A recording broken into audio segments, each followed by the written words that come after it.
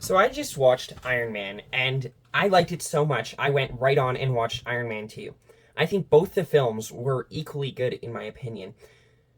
But what made them good? What drew me to Tony Stark? What drew me to his character?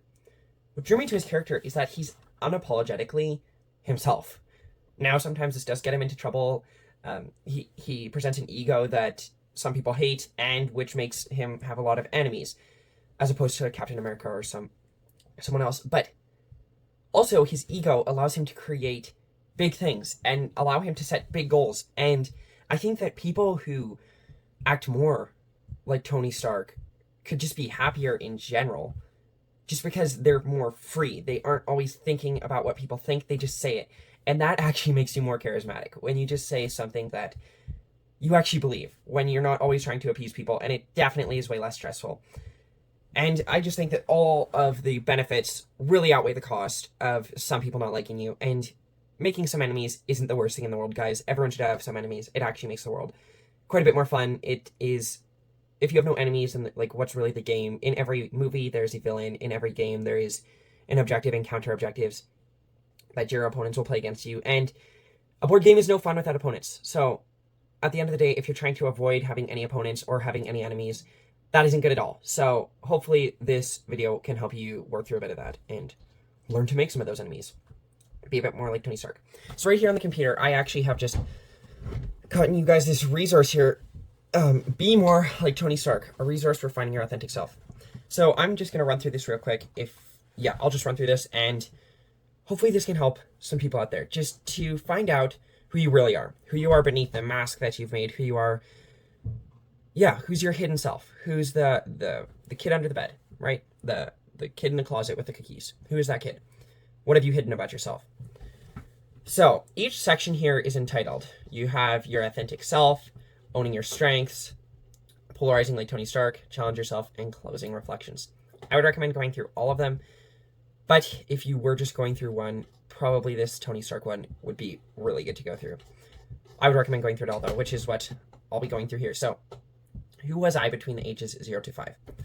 This one really brings home with me just because I read a book by Robert Greene, The Laws of Human... I can't actually remember, The Laws of Human Nature or something. And he basically says you are your most authentic self between the ages 0 to 5 years old, which I think is true. And why he thinks that that's true is because that is the time in your life when you don't care what people think. You just are yourself. You don't have the brain... you're not thinking about what other people think of you. You are just yourself. You are who you are.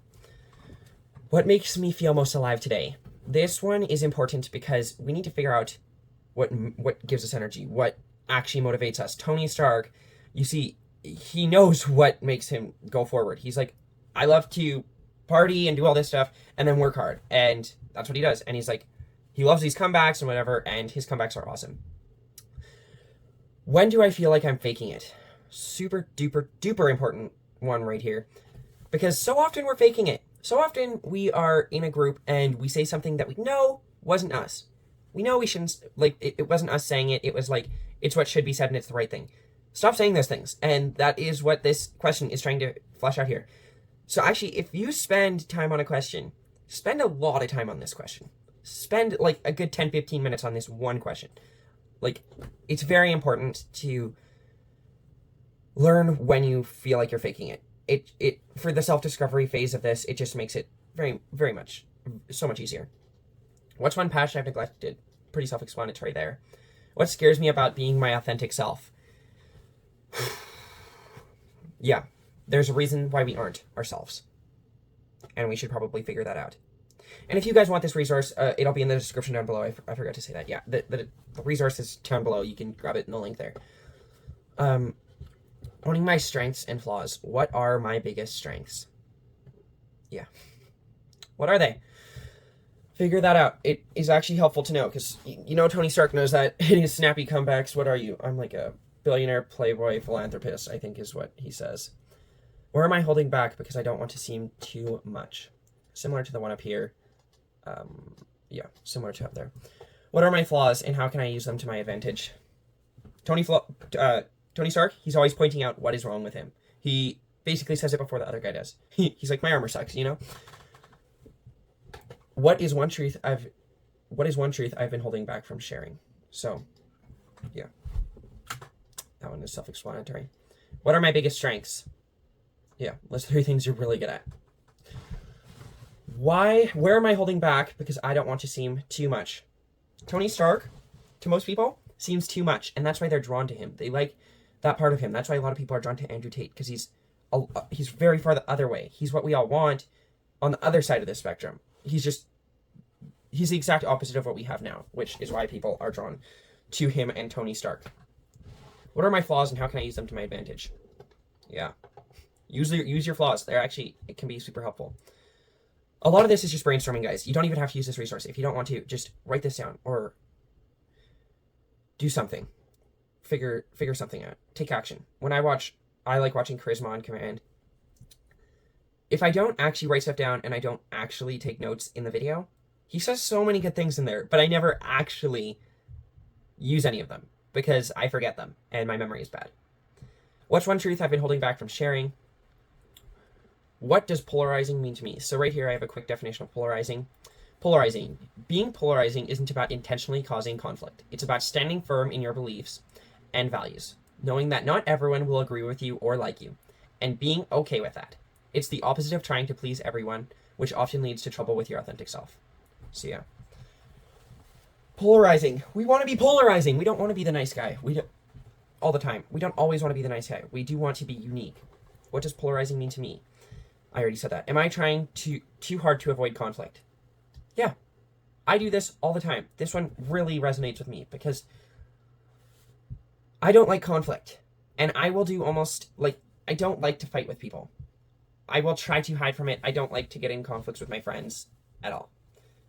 But sometimes you are trying too hard and it's okay to just deal with it. How can I stop trying to be liked by everyone? Just some action steps, right? If I had to sum up who I am in one sentence, what would it be? Oh, I love this one. Sum it up.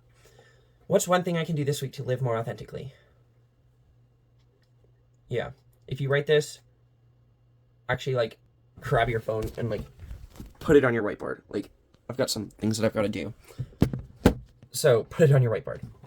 It's nice to have it physically up there. Who inspires me to be unapologetically myself and why? This one you will have to answer for yourself.